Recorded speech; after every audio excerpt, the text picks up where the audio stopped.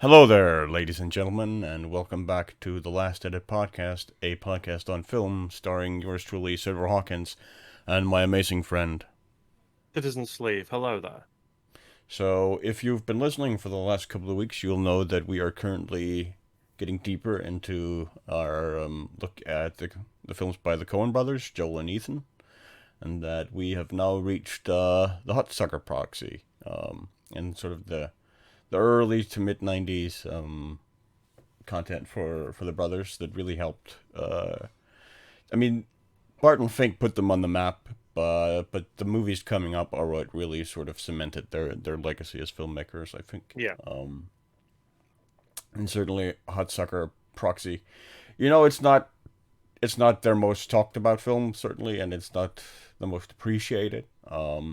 But it does feature a pretty stellar cast, as any Coen film does, with Paul Newman, with Tim Robbins and Jennifer Jason Leigh, John Mahoney, Charles Sterling.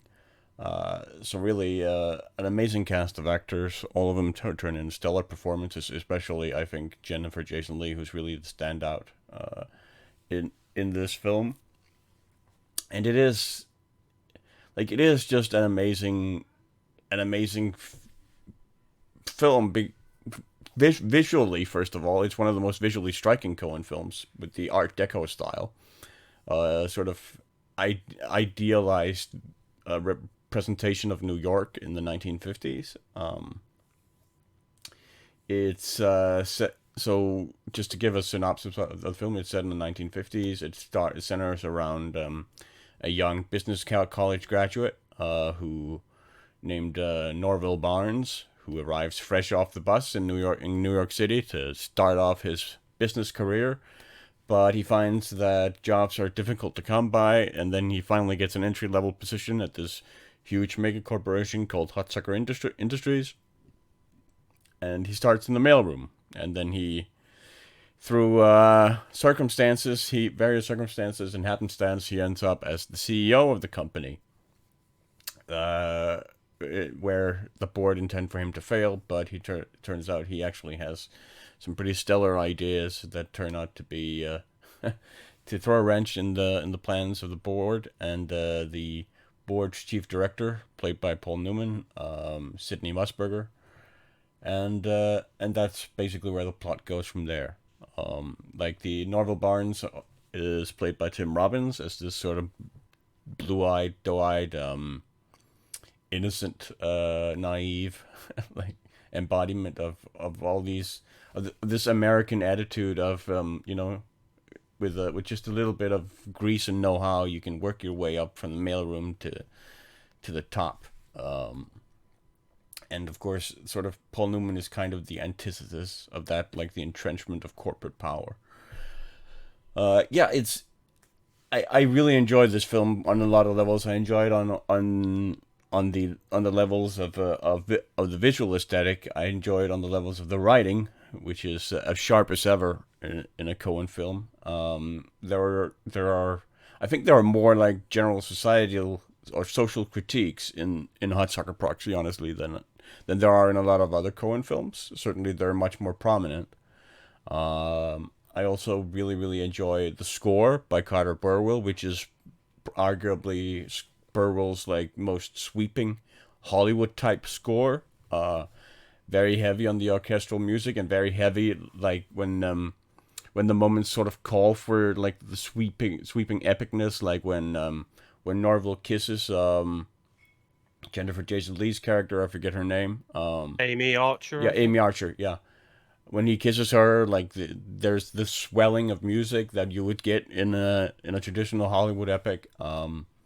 It plays as simultaneously as sort of an homage to traditional like Preston Sturges, Frank Capra type films, and kind of a tight, almost like a satire parody of these movies as well, because of how scathing it really is in its sort of portrayal of corporate power and corporate greed, and contrasted with like Norman Barnes's sort of blue-eyed naivety.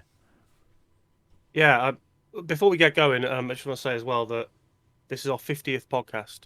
just us, not our extra bit ones with other people or TV or other thing. This is the straight up 50th for us. So I think that's a fairly good testament, given we almost took a year off and we're back doing it again. Yeah. And the fact I'm sitting here sweltering, slowly melting into my seat because the UK is going through a fucking heat wave right now. So apologies for the Denmark lighting, is which is too. all like, Like we have forest fire warnings and whatnot. Yeah, oh, Jesus Christ, man.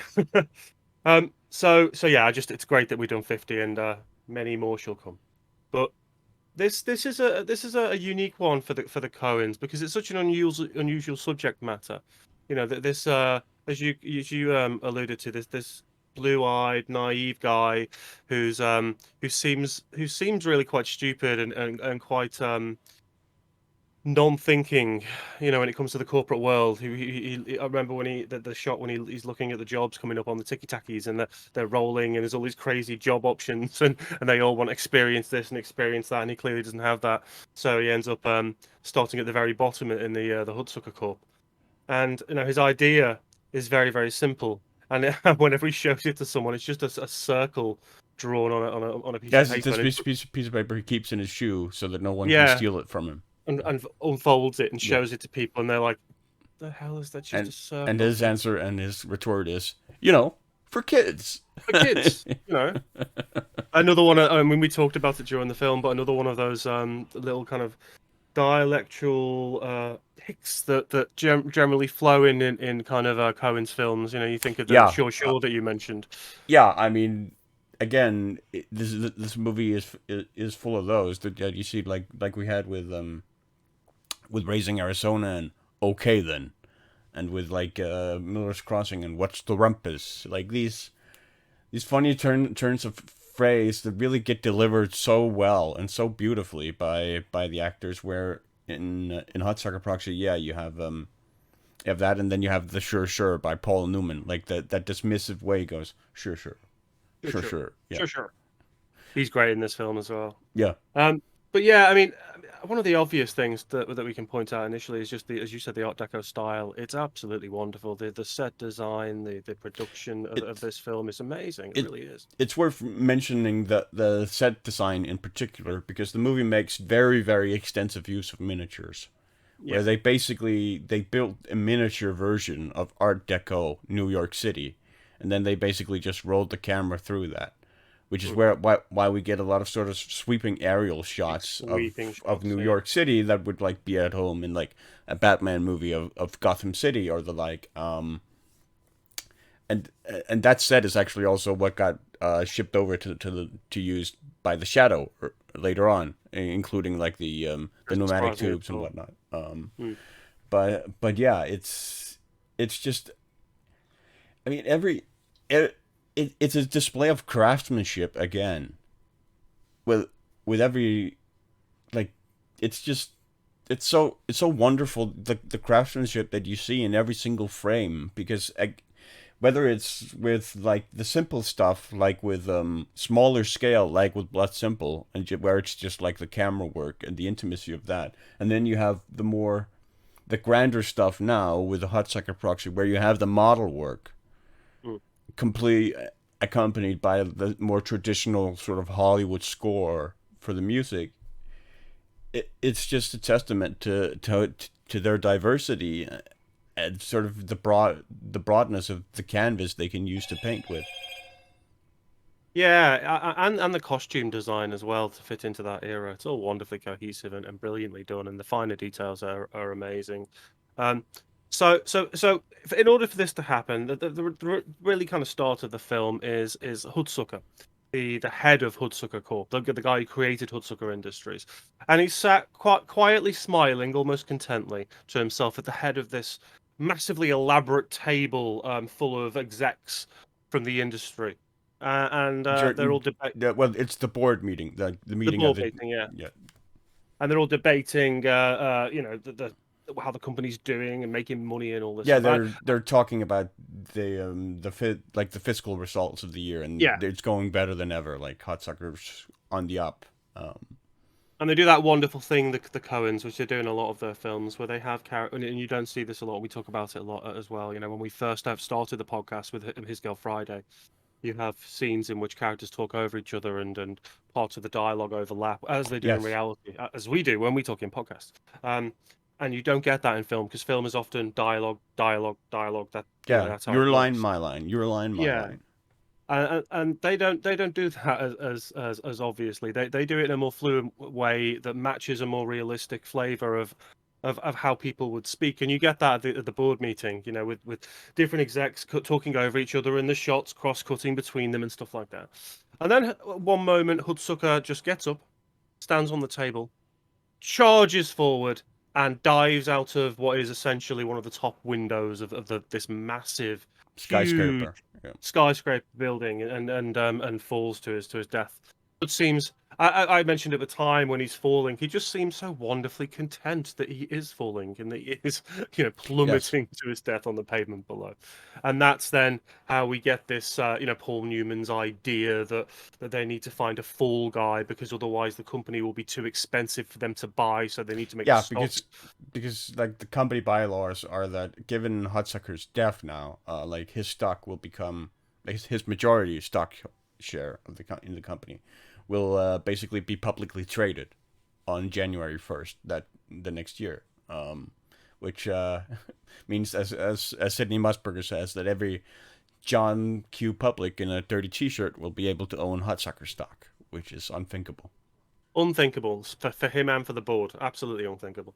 And so then we go on this journey with Tim Robbins, who wonderfully plays it's Arville, isn't it? Norville. Wonderfully plays Norville. Sorry, wonderfully plays him. This wide-eyed, doughy-eyed, naive guy who's got this amazing idea, who starts in the mail room. And again, you've got the wonderful sequences in the mail room in the initial part of the film with all this chaos happening and people. There's that older guy. There's one moment I remember he's trying to fit this massive letter into a small box, and he's not allowed to bend the letter. And this old guy is just behind him going, throwing them into the mailbox holes. It's brilliant. Again, one of those little characters that you find in Coen Brothers movies that doesn't need to say much or do much, but you kind of get his whole idiom in the space of a couple of seconds or minutes. And is it he ends up? Oh, he gets called in to take the blue letter, isn't it? Yeah. Up to go to Sydney. This incredibly important letter. I guess we should mention the guy on the elevator. Jesus, that guy, man. Elevator operator Buzz. Yeah, Yeah. he is.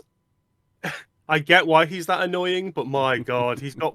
Hey, what are you doing, man? Hey, around this house. Oh, Jesus, Yeah, just the shut motor mouth. fuck up, man. Yeah, he's just an utter motor mouth, and the tone of the pitch of his voice is, oh God. But loads of people are getting onto this elevator, and Norville's been tasked with taking this blue letter up to Sydney, and everyone's, because it's a very important thing that has to be done when a blue letter has to go to one of the bosses. And so he gets up in the elevator, and the elevator operator's mouthing off, and loads of people He's joking about Hudsucker's death.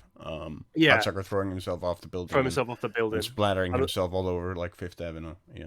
and he's kind of taking the piss out of the other people in the elevator as well. And so he gets to this floor, and he goes past the door with the guy scraping Hudsucker's name off the office, and then carries on to the secretarial area of Sydney's office, where there's two secretaries, and I think he's very quite coy, quite shy when he's talking to the main secretary, and as soon as he pulls out the blue, he's like, "No, you can't come in. He hasn't got time." I just want to pause it here because that secretary is another example of just the genius of the Coens as a character. Like you already know everything about her. Yeah. Like from like the bookish sort of way that she's dressed and her hairdo and like her just sort of extremely exaggerated upper class accent where she goes, "Yes, do you have an appointment? Are She's you almost in like the a book?" caricature, yeah. Yeah. She's even quite angular facially as well. I It's like don't see everything is you in the book. Yeah. only really they will do those kind of really accentuated characters in that way. And so he pulls out the blue letter, and the secretary who stood on a ladder just shrieks. Yeah. And so he goes in, and he I guess he catches Sydney on the phone at the time, isn't he? He's trying Yes. to talk on the phone about what's happening and he is actually talking about trying to find this fall guy and who they could use to drop the stocks. And in walks Norville perfectly. And Sidney's office is just this like massively empty expanse where there's Yeah, basically just Sidney's desk and there's a water cooler, and that's pretty much nearly all the furniture that's there. Very the only nearly. other thing is that machine at the front, which I don't know what the machine is called. It's just Oh got yeah, the ticky-tacky machine. that prints out like a the New York Yeah. Stock Exchange values. Yeah, yeah. Stock trade Oh, values. obviously a metaphorical representation visually of Sydney's entire mind. That's what he thinks of. That's all he thinks of. And so, so Norville goes in. He completely forgets about the blue letter, which I did during the film, and you did several times. You said when you first watched it. And then he starts trying to show him his idea. Yeah, he Takes it starts out of pitching his his shoe, idea shows for him his the circle for the circle. Yeah, you know, for kids. for kids, the circle for kids, and he is entirely unimpressed. Entirely unimpressed. And I don't know what does he do to he And knocks. he's unimpressed with the idea, but he's impressed with Norville and his apparent stupidity, Yeah, because of course Sidney is looking for a useful dupe that the board can put up as the new CEO, which will panic the market and tank the Hudsucker stock, so that the executive board can basically buy it at a discount when the stock goes public, which is and he sort of the entire plan that they're and he setting even in motion. says, "Right, sit in my chair. Oh, you look all right there. Okay, put your feet up. Go on. Oh, yeah, no, he looks the part. Have this cigar. Oh, he looks." And then he kind of changes his mind. Yeah, And because he starts quizzing Norville on like I bet you were like the class idiot. No, no, I was the no, top of my no, class and whatnot. Yeah, yeah. yeah, and it doesn't quite fulfill all the criteria he's looking for in Yeah. terms of stupidity. So he tries to send him on his way, and he manages to knock this massive contract all over the place, and the Yeah. paper goes flying, and then he starts a fire, and he tries to put the fire out with a water cooler, and It's so funny because the scene with the contract reminds me of don't know if you ever read the comic book Gaston no, with from it's like a French Belgian comic where book set in like an office environment where this office worker Gaston is always causing disasters to happen to like around the office, and like one of the recurring sort of comedic events is that there's always this guy that the office is trying to sign an important contract with, Mr. Parker, who arrives, and then through like some complete clusterfuck by Gaston, things go horribly, horribly, horribly awry, and the contract ends up not getting signed. Not only not getting signed, but sometimes people get hurt. Sometimes it gets shredded. All kinds of things. All sorts of madness happens. And I feel like that it was almost sort of a kind of a riff on callback that. to sort of that comic book or graphic novel by Francois. Or Yeah, Francois. it's a great scene, the buffoonery involved and the kind of physical comedy that Tim Robbins pulls off, and Newman's kind of just like, "Why are you still here? Get out!" And the fire's getting bigger, and he's knocking crap over, and he's trashing everything he sees. Yeah, it's a really really cool scene, and it's one that kicks off what then becomes this really unique comedy, I really mean, uniquely there's that heartfelt scene comedy. where Paul Newman like the contract does go flying because he opens the window to sort of Yeah, get out because there's a fire, so he tries to get out the smoke and whatnot, and he opens the window and then the contract goes flying, and Paul Newman goes chasing after it and he goes out the window, and Norville manages to catch his legs, and he's about to fall, and then oh, the flashback scene. and Yeah, yeah. then he get like the stitch in his in Sidney's pants starts to rip because Norville is holding him by the pants, and he's thinking back to when he was seeing like getting fitted for his suit by the tailor, and the tailor asked him if he wanted a double stitch to sort of hold the seam better. And he refuses, and then he goes, "Oh no! Like I should have gone with maybe I should have gone with the double stitch." As his pants starts to rip, but then of course it's revealed that through the kindness of the tailor, because Sidney Mussburger is such a nice man, um, the tailor did actually give him the double stitch just for free without charging extra for it. and so Inadvertently saves his he's life. actually saved by sort of the kindness of the workers that he exploits. Yeah, that flashback is really, really inventive. You know, in that moment of this distraught moment where he thinks he's going to die, almost in a reflection of what happened to Hudsucker at the start, but not of his own volition. And then the cool way he just sort of acknowledges when his pants don't rip, and he just takes the cigar as he's hanging upside Yeah, down. And he just takes the cigar and sticks it back in his mouth. upside down, hanging out Yeah. of a window on the top floor of a massive skyscraper, possibly about to die. He's like, no, everything's fine. Don't even worry about it. Yeah. Yeah, there's some brilliant moments. There's a number of flashbacks in this film that work quite well and kind of fit into the individual characters, but that one's a very, very good one. Yeah, so we move from there to Norville becoming CEO, which is sort of this quick, almost a montage of him like getting the haircut, laughing with the board, like becoming a celebrity, front page stuff, and yeah, markets respond unfavorably to the new dupe, and we get introduced to Amy Archer, played by Jennifer Jason Leigh, who's she will be quick to remind you, a Pulitzer Prize winning journalist of the Hildy variety from His Girl Friday, an obvious nod to Hildy. Same mode of delivery of dialogue, which Jennifer Jason Leigh just pulls off immaculately, I think. He does.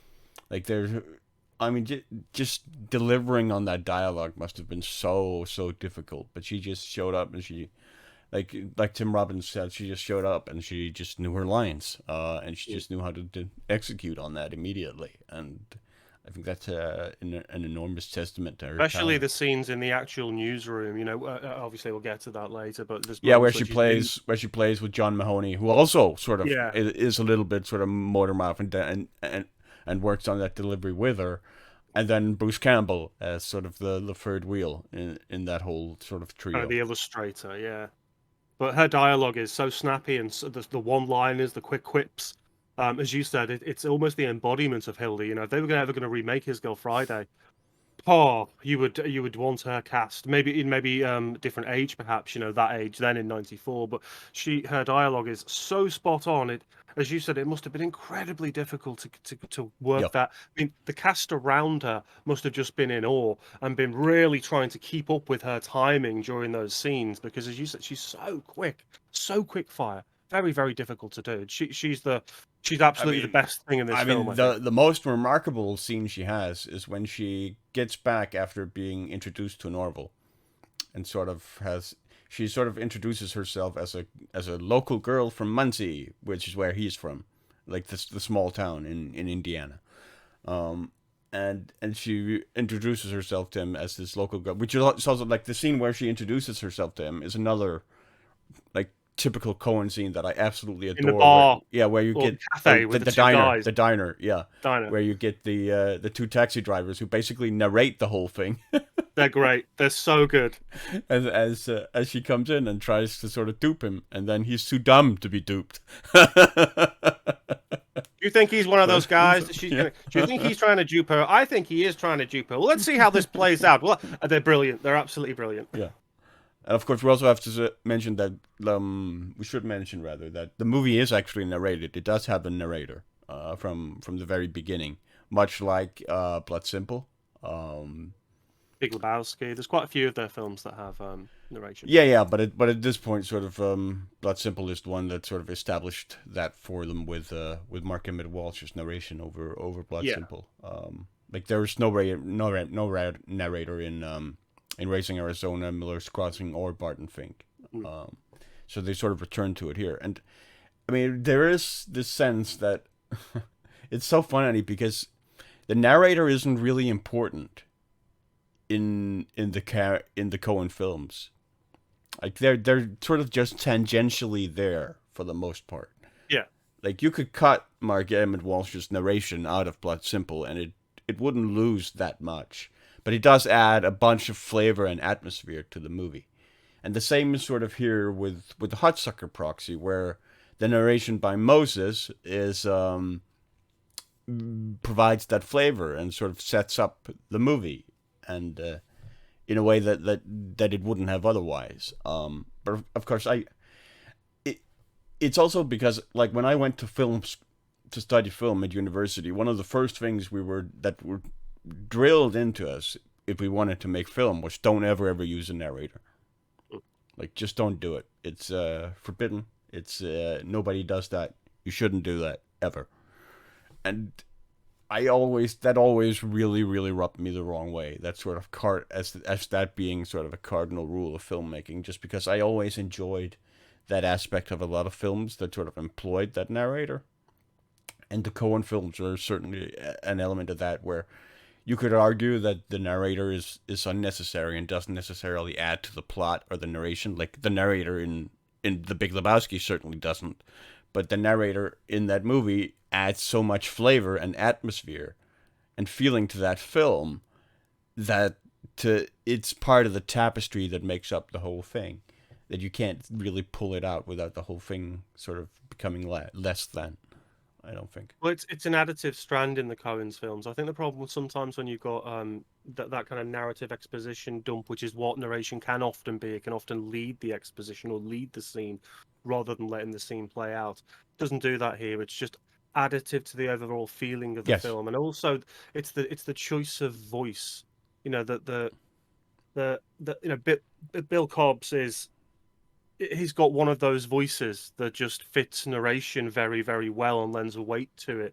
And similar to Morgan Freeman and the like, yeah, very, very much so. It just feels right, and it's got that deepness to it. And as you said, you could remove it, and you wouldn't lose a whole amount from the film, but it's additive enough to kind of extend the flavor of what you're seeing on screen. Absolutely, I agree. But yeah, so he's sort of been the narrator. So we get introduced to Amy Archer, and she sort of introduces herself as a Muncie girl, and she ends up getting a job under Norman as the CEO, as his secretary. And then she writes a story, obviously for the newspaper, and that scene where she writes her first piece on Norville Barnes as sort of the idiot CEO is just like, that is her pivotal scene in the movie. I think like that is her greatest sort of achievement, where she just runs the dialogue as she's typing away on the typewriter, and she's also answering the crossword puzzle guy who has to set up the crossword puzzle for the newspaper, and she's coming up with with words for him as she's sort of telling the story of Norville Barnes and looking to Campbell's character on the left-hand side. Yes, like she's just having all these balls in the air at once, effortlessly, and yeah, I mean, that is remarkable. And then you get her kind of obviously she's undercover in Hudsucker to try and find all these things out at the same time, and she has that scene with Norville where he's seen the article, and he's like, I can't believe what they've written about me. These are lies. How can they? They don't even know me. And I write a strongly worded letter to this young lady, and he has a little go at her, and she must look like this and be like that. And obviously, Amy Archer, the character. Yes, she's one of these career girls who's really sad and lonely and whatnot. Yeah. Probably doesn't look very pretty, and probably tries to be like a man, and some of it hits home. She kind of recognizes some of it, and then slowly but surely he becomes more Norville, as it were. Yeah, he's like, oh, don't even worry about it. Actually, she probably just had a bad day. Probably things weren't even going. Don't worry about the letter. Everything's fine. Don't you? Yeah, really, really good scene. And he also, of course, tries. That's also the scene where he tries and prove wrong that he's an idiot by introducing his circle idea to Amy. Like, would an imbecile come up with this? And then he turns, like the deliverer of that scene, then he turns the paper, and it's just a drawn circle again.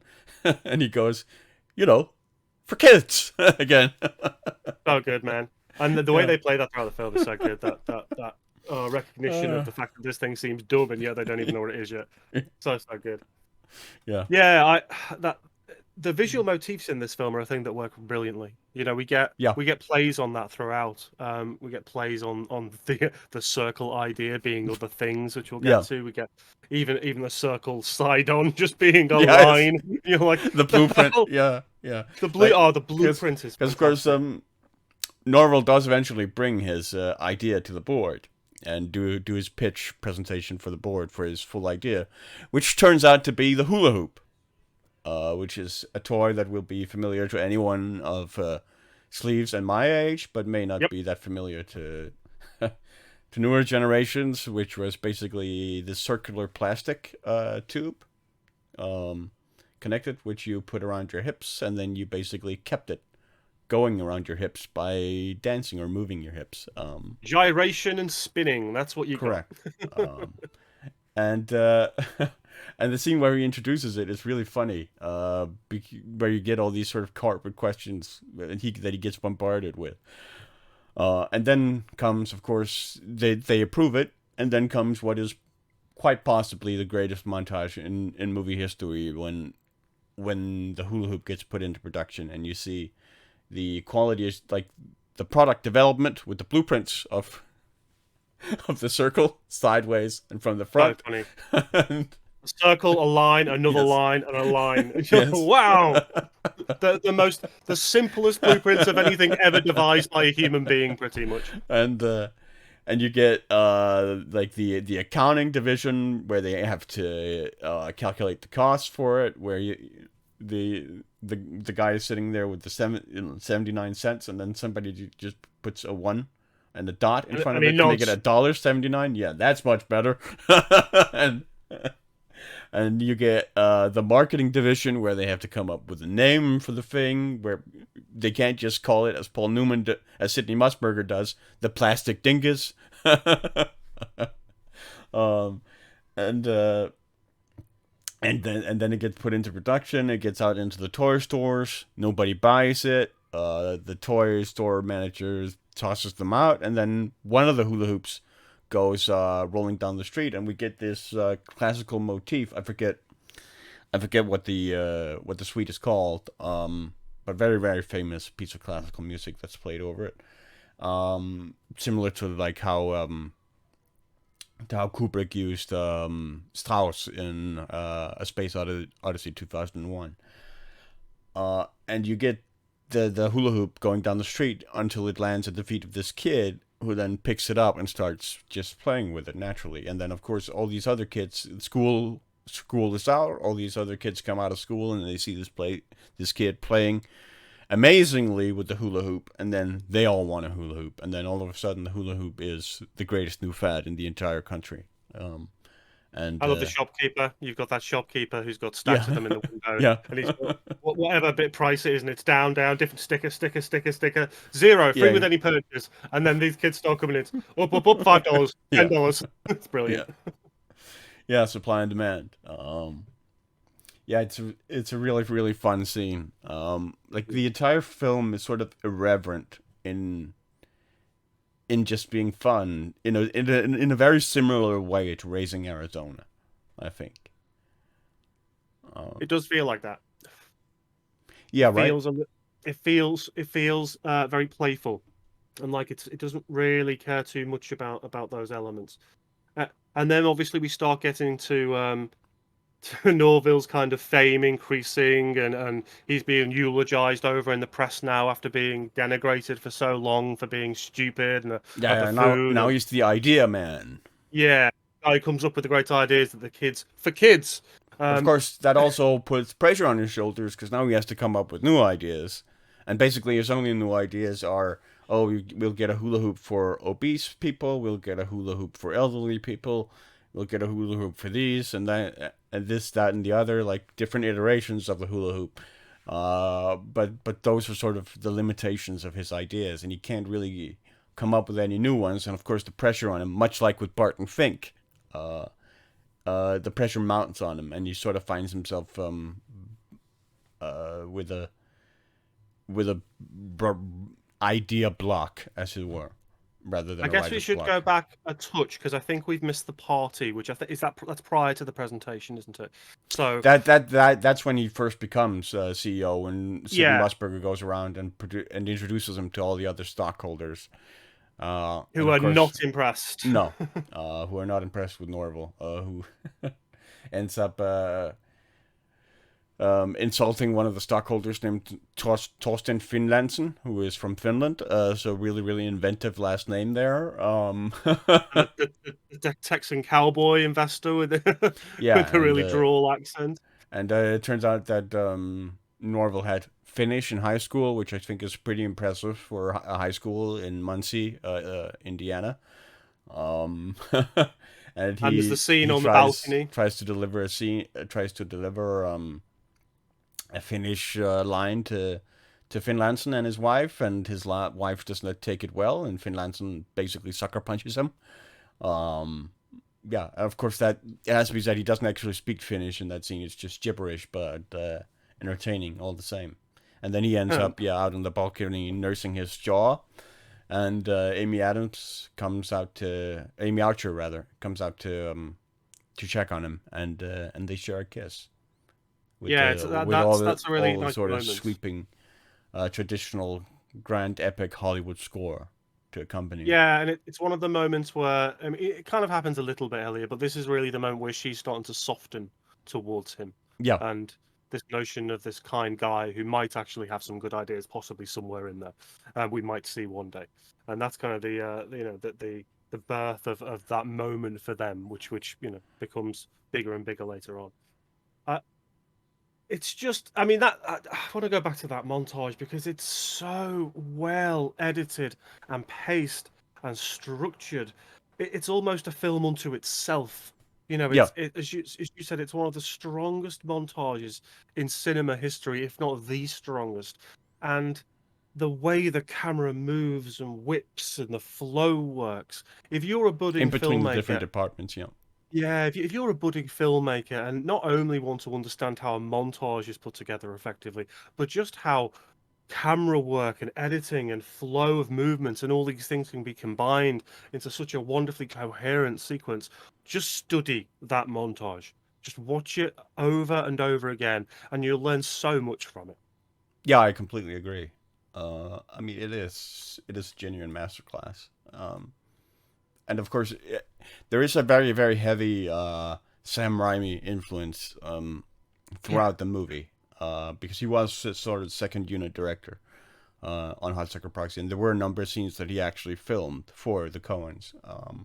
And I think it sort of shows in the dynamic camera movement that we see, even Yeah. more prominent in Hudsucker Proxy than a lot of other Coen movies.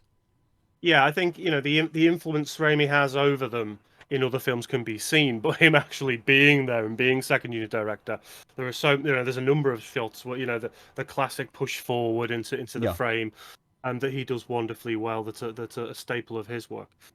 Yeah, there's so much that's going for that. I mean, when Hudsucker, sorry, I keep saying bloody Hud, he basically is the replacement.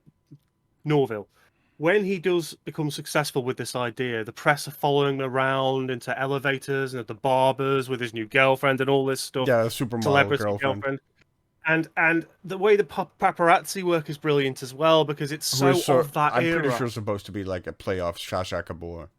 Oh yeah, very very much so, very very much so. The accent is pretty much spot on. Um, and there's that one scene as well, a little bit later. Well, no, it's not that much later on, but a little bit later on when the Buzz, the guy from the elevator, the operator, wants to show Norville his idea. And he's got this amazing idea for a bendable straw.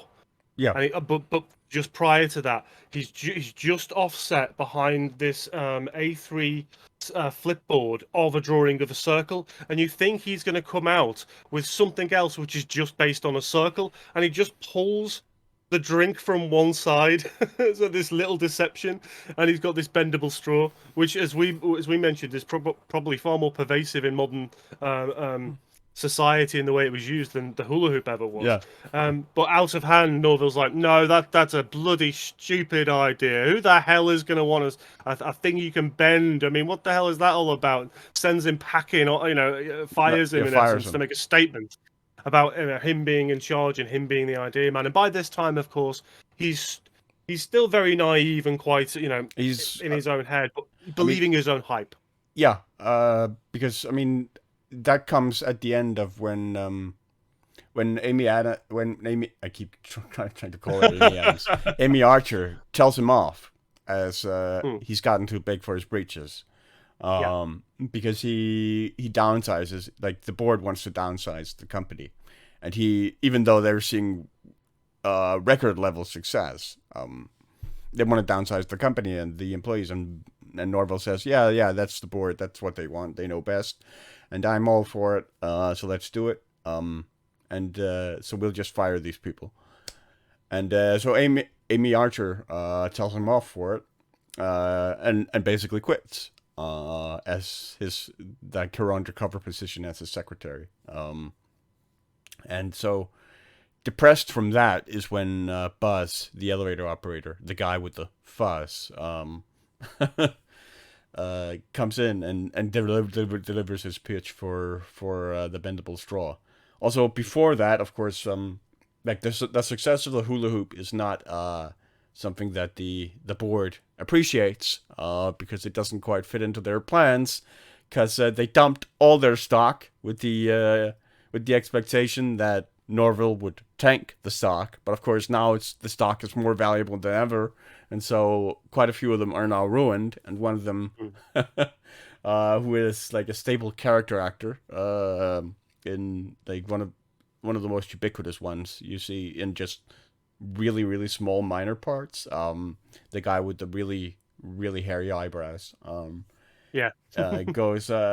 He decides he wants to join Waring Hudsucker, and he's getting off this merry-go-round, gets up on the table, tries to jump out the window, but of course now Mussburger has installed plexiglass, which is just an amazing punchline for that joke. As he slides, really cool. as he slides off the window. It's very Acme at times, isn't it? It's very Warner Brothers kind of old school. Yes, cartoon. it is very much so. Very much like Raising Arizona. Yeah. There are moments in it which reminded me so much of just a silly Acme device or a sketch from an old cartoon. No, I completely agree, especially because unlike Raising Arizona, Hudsucker Proxy will break the fourth wall. Yes. And speak directly to the audience. Through Moses, the narrator. Should mention as well, just prior to that, there's a moment when Amy Archer sneaks outside of one of the offices to listen in on Sidney, who's making a phone call, and discovers, what she's really been thinking all along, that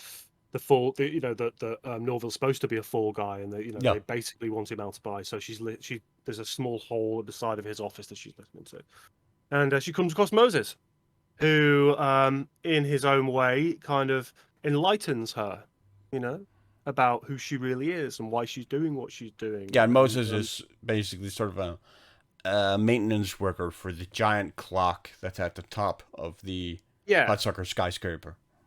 He's not a narrative device in the same way, but he's almost like Clarence, the angel from It's a Wonderful Life. Right. The heart in the right place. He sees everything that's going on. He angel, godlike figure.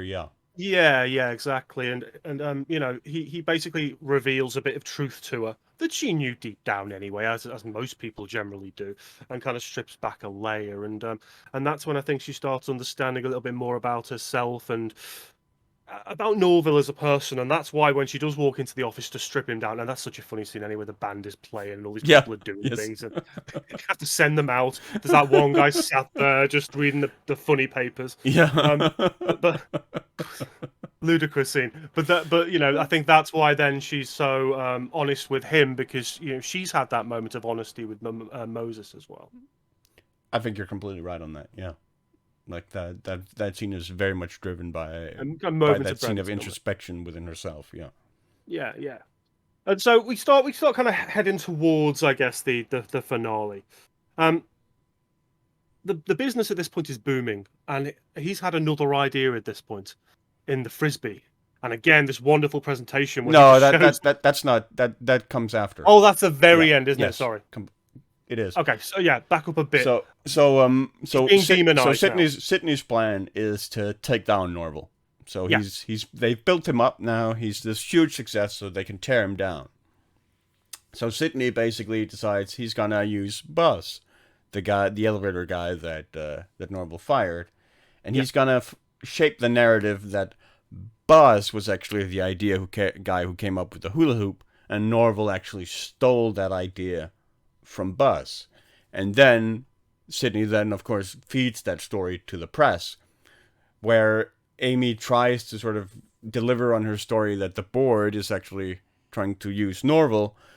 They go, no. I mean, I have political insiders in Hudsucker who tell me that Norville is actually the guy who stole this idea from Buzz. That's a much better story, and that's what we're going to run with. Where she gets shut down on her story in favor of the story that Sidney is feeding the press. And then, of course, that becomes the story.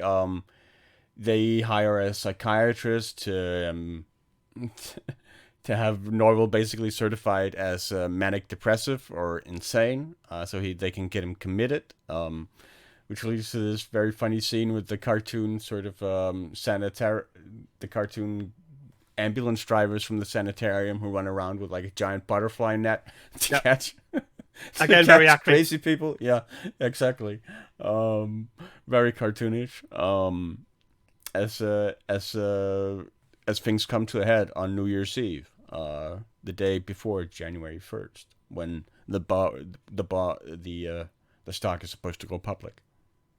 Yeah, and there's a bit before when they're on the balcony, when Amy mentions this bar she goes to, this beatnik bar where they serve juice, whatever it is. Yeah.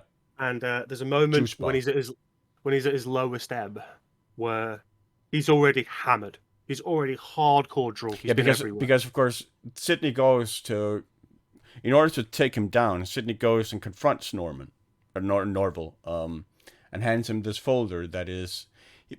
First he tells him that Buzz has come out and says that Norville stole the idea of the hula hoop from Buzz. And then he says that, but even worse than that, you actually is the people you hired. And then he hands him the file on Amy Archer, which reveals that, of course, she is She is the reporter who wrote that imbecile story on Norville, and has betrayed him, essentially. And so that basically causes a breakdown in Norville, and he goes to the beatnik bar, tries to get I forget, is it a martini that he tries to order? I remember Coen Brother or something, yeah. Where he's ordered it in every single bar on the way there, but he can't get it there because it's a juice bar, a beatnik juice bar. And the bartender was, of course, Steve Buscemi. Yeah. Who plays this almost hippie-esque, but beatnik, to an absolute, seriously, straight down the line. Really incredibly well. Just this minor little part again for him, and he's always so bloody good. Yeah. And then Amy comes into the bar and tries to convince him it's fine, we can sort this out. And he obviously knows the lie by then, who she is. Yeah, but not. And she admits that that she lied to him, and then, of course, as he's leaving, he goes, "I thought I could believe in you, a girl from Muncie." And then, because of course he's unwilling, he imagines that she lied about everything else, but she couldn't possibly have lied about being from Muncie, Indiana. That was the truth he is holding on to. Yes. No one would ever lie about that. Yeah. Which is just sort of an endearing testament to the continuing naivety of Norville Barnes, even through sort of the things he gets put through. That he still has that trust in others, even as he is betrayed. But yeah, so he goes out into the street where he meets Buzz, who chases him with a mob of people, and the sanitarium ambulance drivers with the huge butterfly net, and he ends up at the Hudsucker building, where he makes his way back up into his office, and he puts on his old sort of mailroom apron, and he makes his way out onto the balcony to, or not like the balcony, but really The window ledge, kind of. yeah, the Yeah. ledge, the window ledge of the building, like We should the actually outside back of the building. right up to the very start of the film because this is where it begins. Yes. This is where we enter the film. We enter the film with that wonderful commentary, narration, I should say, with Norville on the ledge about to jump off, and Yeah. then as often we do find with Coen Brothers films and a lot of great films, that you have this wholly cyclical narrative and cyclical thematic elements which come to fruition towards the end. So yeah, Norville's on the edge. He's thinking about jumping because his life is so terrible, and he just kind of slips in the end, doesn't he? The wind catches and he just slips and falls off, if I remember. Uh, He doesn't kind fully of, intentionally jump. I mean, he actually tries to go back inside, Yeah, but the other janitor of the building, who's the bald guy who scraped off Waring Hudsucker's Danica. name and has been Sidney's sort of henchman, Mhm. who also delivered him like the file and Amy Archer and the fact that she's this news reporter from the newspaper. It actually closes the window shut and basically locks him out on the ledge, which is when he loses his balance, hangs by his fingers, and then falls. And then, of course, Moses stops time by jamming up the wheels of the clock at the top of the Hudsucker building. Yeah, and that's a really interesting sequence. This magic clock that happens to be part of the the Hudsucker skyscraper, Yeah. and well, it's such a fantastic. This whole sequence is fantastic. So Moses has stopped time, and he's basically trying to make sure that not only does Norville survive, but he understands why he is where he is and the meaning of his life, and what happens is Hudsucker as this angel, this amazing guy, amazing costume, comes down really slowly and stops near Norville. Singing "She'll Be Coming Round the Mountain." She'll be coming round the mountain when she comes. And at the same time, the guy we just mentioned, the henchman of Sidney, who has been doing these nefarious things for him, is about to have a fight with Moses to try and start time again, so that Norville does fall to his death. So you've got these two things happening at the same time and being kind of slowly crosscut. But the conversation that Hudsucker has with Norville is absolutely fantastic. So we get cause and effect coming full round. So he tells him a few home truths first about why he jumped and stuff like that, and then that Sidney is an absolute ball breaker, but he's doing it because he's a good businessman and these things. And then he says, "Do you remember that thing that you were meant to do?" He goes, "What thing?" "Check your apron."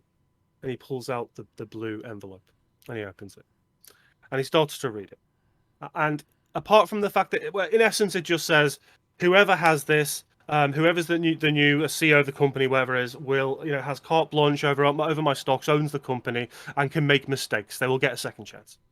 But as he's reading it, what's the word? There's one word that he keeps getting wrong. Fail or failings, fallings, fail and fallings. That's it. Yeah, Fail and fall. fail and fall. He keeps sort of interchanging those two words. Yeah. Yeah, and Hudsucker just keeps correcting him each time. Fail, falling, and then he gets it right at the end once. It's brilliant. And then the other part, obviously, Moses is having this fight with the henchman, and the henchman gets punched, and his false teeth get knocked out, and they go at it a little bit, and the clock kind of gets restarted, and Norville falls to almost hit the floor, but then of course Moses defeats the guy and stops the clock just in time. Yeah, with his false dentures. With the false dentures. Yeah.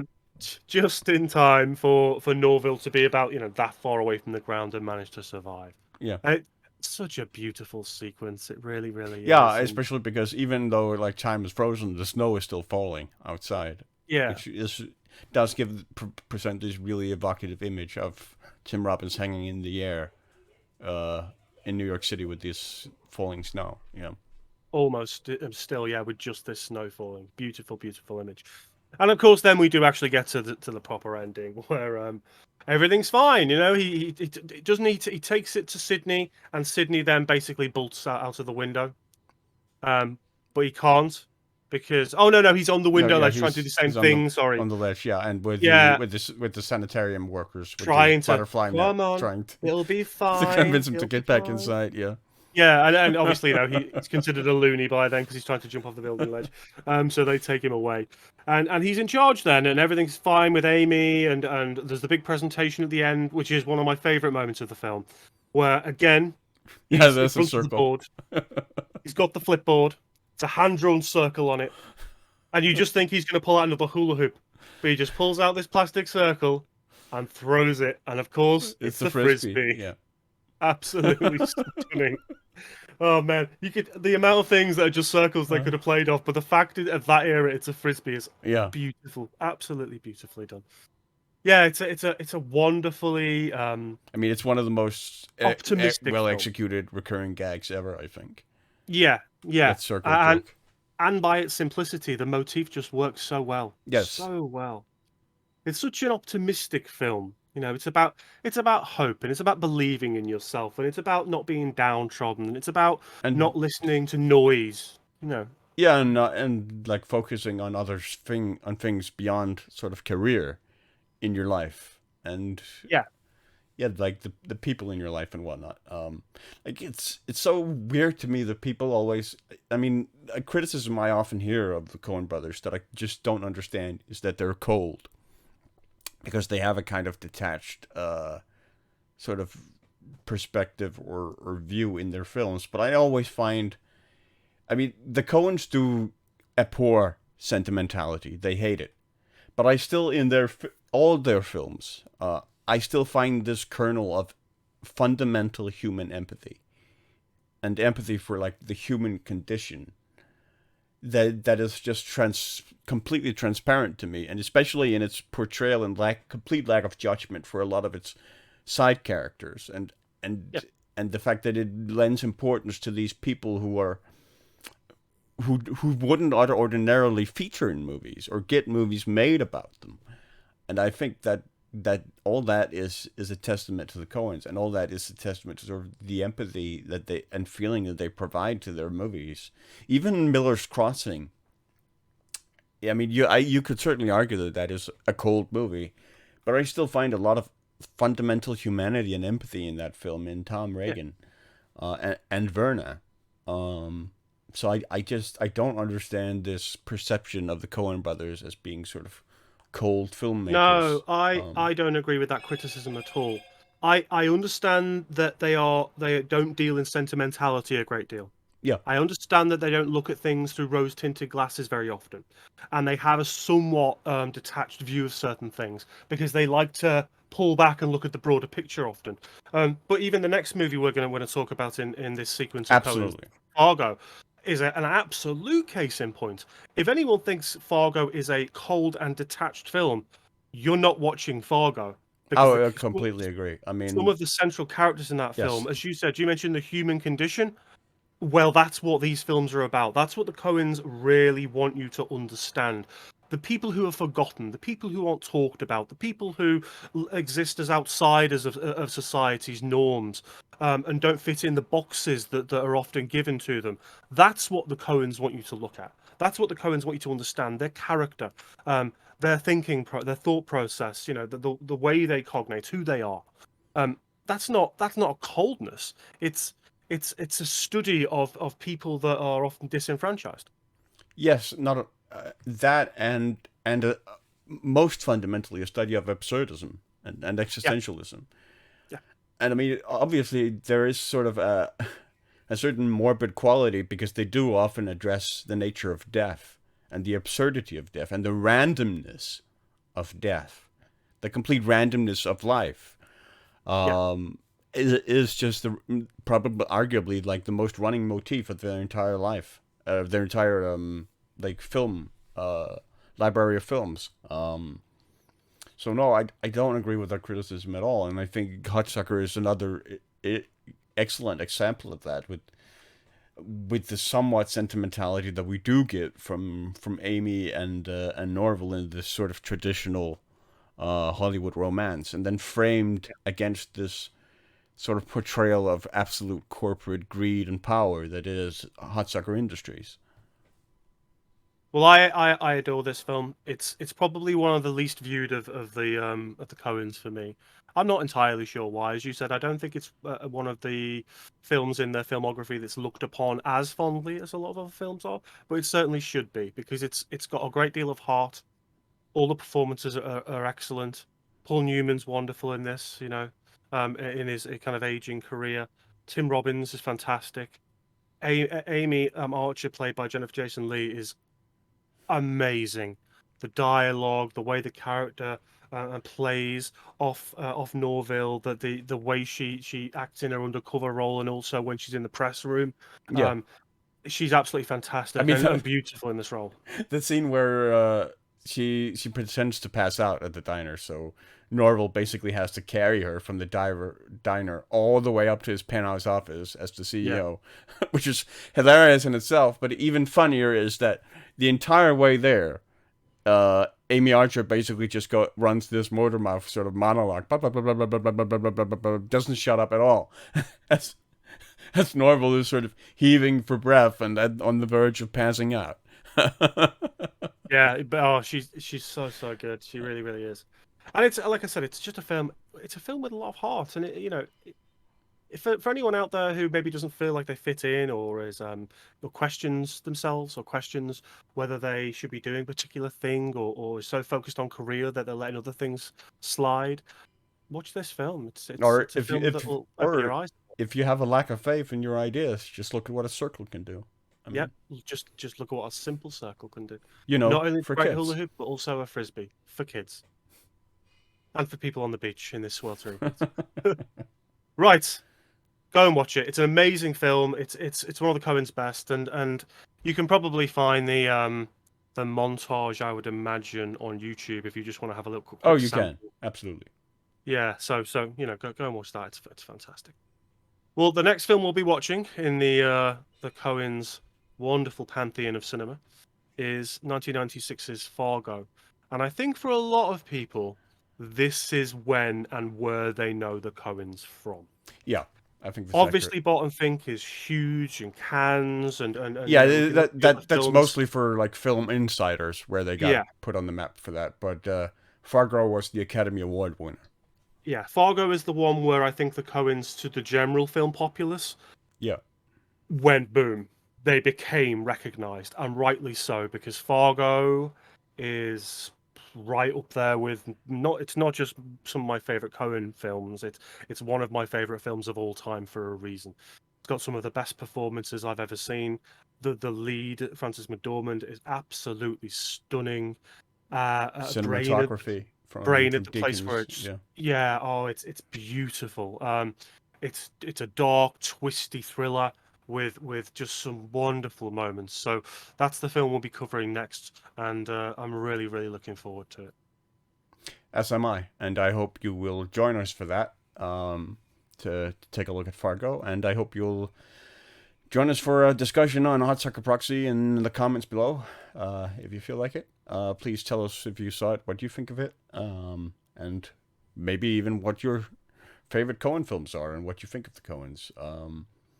But until then, please take care and be safe, and yeah, hope you'll join us for the next one. Take it easy, folks.